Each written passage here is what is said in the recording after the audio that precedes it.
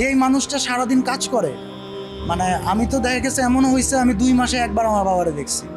মানে আমার ধরেন আমি ঘুম থেকে উঠতে পারি না, ছোট তো ঘুম থেকে উঠতে পারি না, আমার বাবা আসছে এসে ভাত টাত খাইছে, 1 ঘন্টা ঘুমাইছে, ঘুমায় আবার গাড়ি চলে আসছে, এক্ষুনি রওনা হয়ে আবার চলে যেতে হবে। মনে করেন চট্টগ্রাম থেকে আসছে, 1 ঘন্টা রেস্ট ছিল, দিনাজপুর চলে যেতে হবে এখনই শো করতে।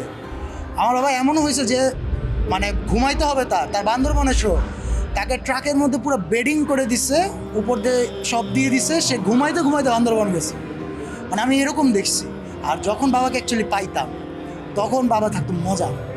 মানে এই যে গল্প, কত ধরনের যে গল্প, কই কই গেছে, এত এক্সপিরিয়েন্স, এত গল্প, মানে তার মুখ থেকে, মানে আমি এখন বললে অনেক মানুষ বিশ্বাস নাও করতে পারে যে অনেক ধরনের স্টোরিজ আছে। এখন অনেকে বলতে পারে না তোমাকে হয়তো বোঝানোর জন্য বলছে, কিন্তু আমার বাবা মিথ্যা কথা বলে না। আমার বাবা সবসময় আমার সাথে ট্রুথফুল অলওয়েজ। কারণ আমার বাবার একটাই কথা, আর্টিস্ট হইতে হবে হাম্বল, আর্টিস্টের বিহেভিয়ার সব কিছু হইতে হবে খুবই হাম্বল। মানে যত তোমার হাম্বলনেস থাকবে তোমার ভিতরে, মানুষ তোমাকে তত বেশি পছন্দ করবে।